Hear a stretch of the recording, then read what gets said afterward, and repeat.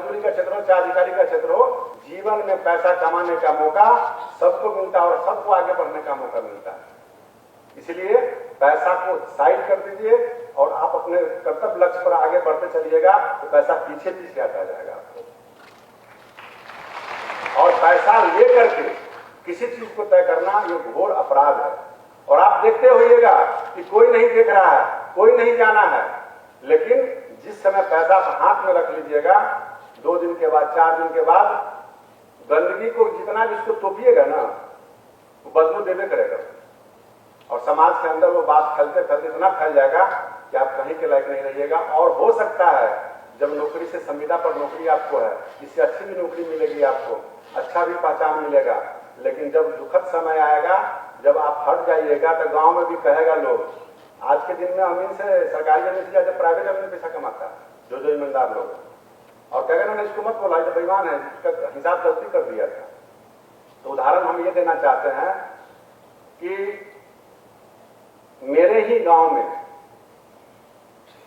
गांव के सरपंच के द्वारा, और ये वीडियो चला लेकिन बोलेंगे नाम नहीं, क्योंकि वो इसी गांव का लड़का है। एक प्रतिनिधि का कर्तव्य होता है और उस समय वो प्रतिनिधि अपने रिश्तेदारी को भी नहीं निभाता है, वो पैसे के चक्कर में किसी का मकान करवा देता है। और वो व्यक्ति जब कोरोना काल में जब हम घर में बैठे थे, वो व्यक्ति बहुत साधारण व्यक्ति आया और रोते कलपते हुए आया। वो कहा कि हम तक वोट ना दे लिए अपने के, मतलब मेरे गांव में वोट से क्या मतलब, काम बताइए। फलाना व्यक्ति हमको पंचायती किया, फलाना व्यक्ति गड़बड़ किया और जिसके कारण हमारा घर टूट गया और हमने घर तोड़ लिया गुस्सा में।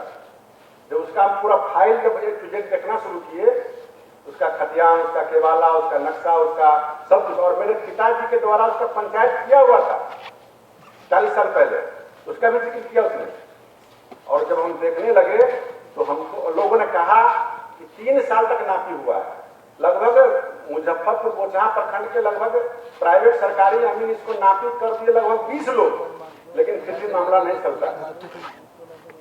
अब अमीन को जो प्रेशर था सरकारी जमीन, उससे हमारी बात हुई, बोला कि सर हम परेशान हैं, दबाव में हैं, उनको जेन्युइन है तो रिपोर्ट करो। लेकिन रिपोर्ट उन्होंने किया और जिसको लेकर जब हम पंचायत में करने चले तो बहुत समस्याएं हैं। उसमें हमारे गांव के एक पढ़े लिखे चाचा हैं, वो ग्रेजुएशन की उम्र 70 साल का है। उस समय का पढ़ा लिखा आदमी कितना होशियार होता है, और उन्होंने पंचायती किया दही चूड़ा खा करके, वो पंचायत गलत था। और हमने अड़ा वहां बैठा, सही किया और अमीन को बुलाया और उसने नापी किया और उसका सीमांकन करवाया, उसका दोनों पक्ष को मिलवाया, हमने दोनों भाई मिलवा करके शांतिपूर्ण उनका कायम किया और उसका मकान भी बना, इसका जमीन भी खाली हुआ। यानी कुछ परिवार के लोग भी बेईमान होते हैं जो पढ़े लिखे होते हैं। कहने का उद्देश्य ये हमारा है कि ईमानदारी पर चलिएगा। और जब उस पंचायत को हमने जब डिग्री दे दिया, जजमेंट दे दिया, तो मेरे पास कम से कम 20-25 पंचायत का न्योता आ गया कि मेरे यहाँ ऐसा ही समस्या है, मेरे यहाँ ऐसा, आप ये पंचायती कर दीजिए। हमने कहा कि हम हाथ जोड़ते हैं, माफी मांगते हैं, हम पंचायती कहीं नहीं करते हैं। लेकिन मेरा कहने का उद्देश्य यही है, उस दिन के बाद बहुत लोग मुझे चाहने लगे और जानने लगे कि राम सूरत जी भी अच्छा बोलते हैं, अच्छा करते हैं, अच्छा जजमेंट देते हैं। एक पंचायत और हमने किया, वो पंचायत क्या था, 1975 में हमारे गांव के दादाजी पढ़े लिखे नहीं थे और जमींदार थे, हमारा परिवार गरीब था, और वो 1975 में कोर्ट में जाके बाई रजिस्ट्री बंटवारा करके कागज दे दिए। वो पढ़े लिखे नहीं थे, उनके कुछ पुत्र खाने पीने वाले थे, कुछ अच्छे थे, कुछ बेईमान थे। उसके बाद उनका एक पोता हुआ, पोता हम लोग की उम्र का है, और बोला कि जमीन घरारी हमारा है, वो कहता कि हमारा है। वो बेचारा परेशान था। एक दिन कागज खोजते खोजते संदूक से निकाला कागज लेकर के आया, हमको विधायक जी पढ़ के बताओ में कथी लिखल है। हम तो देखे कि जो व्यक्ति कह रहा है उसी का लिखा हुआ है कि हम जमीन इनको दिए, एग्रीमेंट किए, सब कुछ इसमें लिखा हुआ है, इसके बदले में दादाजी आपको जमीन इसको लिख दिए जहां उसका घर बना हुआ है। अब ये पंचायत 6 महीना चला।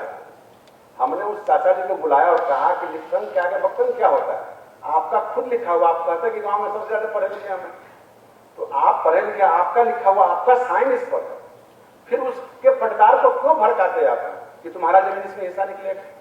अब ये पंचायत चला 6 महीना, 6 महीना पूरे उस बोचहा ब्लॉक के लोग मेरे खिलाफ हो गए।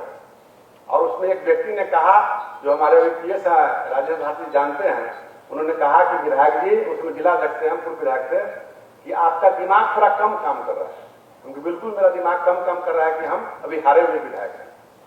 और लोगों ने कहा, और फिर पंचायती की जब बात आई, जो हमारे कट्टर विरोधी थे पिताजी के, उन्होंने कहा कि हम सब दिन अर्जुन भाई से लड़े हैं, लेकिन यह बच्चा जो बोला आज है, जो जवाब दिया है, जो पंचायती किया है, जो जजमेंट दिया है, इसका बात सही है।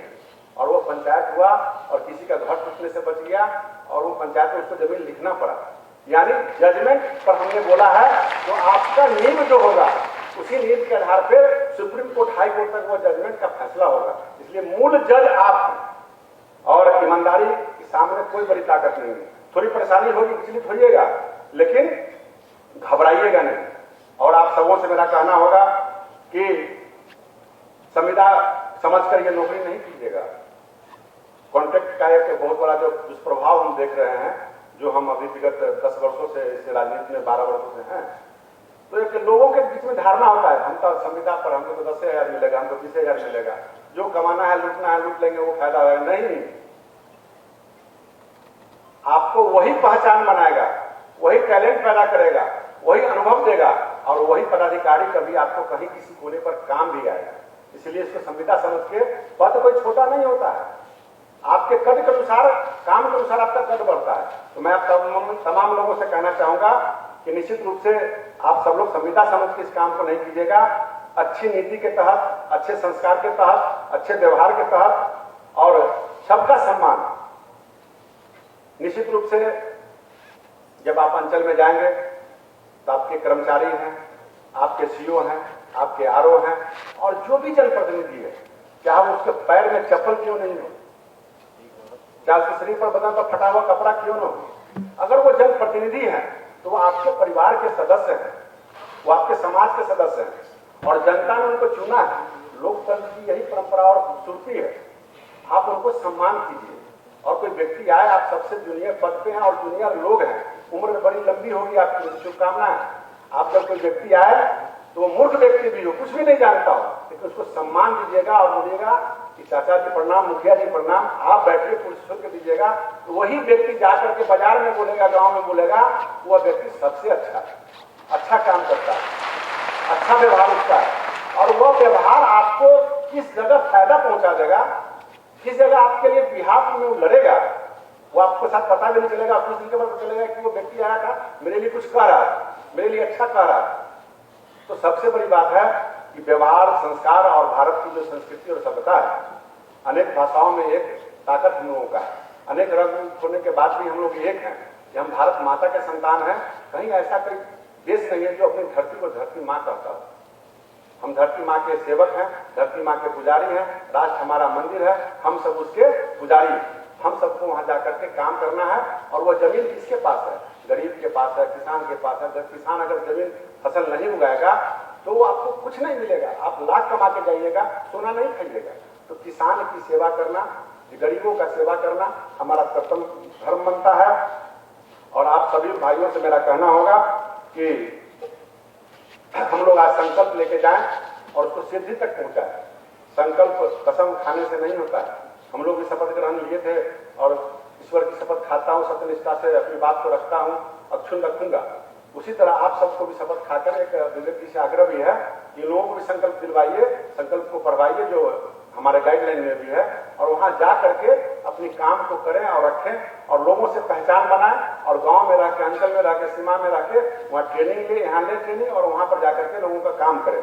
जमीनी अमीनी के कारण हम लोग का विभाग काफी बदनाम हो चुका है, कर्मचारियों के कारण बदनाम हो चुका है और तमाम लोग परेशान हो चुके हैं। उसमें मजे की बात है कि अगर आप इस विभाग में हैं और आप भी किसी काम को लेके जाइएगा तो नहीं सुनता है। गोपालगंज छपरा भी, गोपालगंज गांव एक ब्लॉक है, वहां पर एक व्यक्ति आया मेरे पास और खूब दौड़ रहा था, मुजफ्फरपुर में घर तक था, वहां जमीन था। इतना परेशान था तो मेरा कोई बात ही नहीं सुनता है। उस व्यवस्था को लेके जब पेपर लेके जब कमिश्नरी की बैठक हो रही थी तो हमने डीएम को दिया, उसका काम करवाया। संयोग से उसी अंचल में उसका अपना साला बेटा ऑपरेटर और वो 8 महीने से सीओ का या कर्मचारी का या जो ऑनलाइन अपडेट करना होता है वो वेट नहीं कर रहा था, क्योंकि कुछ इंतजार कर रहा था। और क्योंकि हमारे नए सीईओ सबको बहुत सारा कंप्यूटर का ज्ञान नहीं है, डोंगल अपना दे देते हैं, यानी ब्लैंक चेक दे देते हैं। और वो बेचारा परेशान था, जब सस्पेंड हो गया, वो निलंबित कर दिया गया, तब वो व्यक्ति मेरे पास आता है और कहता कि सर ये मेरा साला है। हमने क्विक उस व्यक्ति को अपने चैम्बर में से बाहर निकाल दिया कि तुम जब बताओ, तुम्हारा जब साला वहां था और तुम जिस काम के लिए परेशान थे, कितना तुम्हें मन में पीड़ा था, और तुम्हारे साला के कारण सीईओ को कितना पीड़ा था, जो वेतन नहीं मिल रहा था, अन्य कर्मचारियों का वेतन नहीं मिल रहा था। तो ये डिवोल्ट पॉलिसी नहीं चलेगी। तो मेरा कहना है कि जितना भी दायित्व मिला है उसको आप अच्छे से कीजिए और संकल्प लेके जाइए। कोई भी काम को हम सिद्ध करके छोड़ेंगे, अंजाम चाहे जो भी हो, जजमेंट करेंगे। और आपके पास प्रतिनिधि जनप्रतिनिधि फोन करेंगे, हमारे पास भी आता है। अभी एक हमने सदन में बोला और आदेश भी दिया है। अब कल से मैं झेल रहा हूं, माननीय विधायक, आप सबका नाम नहीं बोलना चाहता हूं, क्या गया सर, सीईओ बहुत अच्छा सीईओ है। हमने कहा कि हमने कहां कुछ किया, उसका एक ऑडियो वायरल हो रहा है, वो अगर सत्य है तो उस पर कार्रवाई होगी।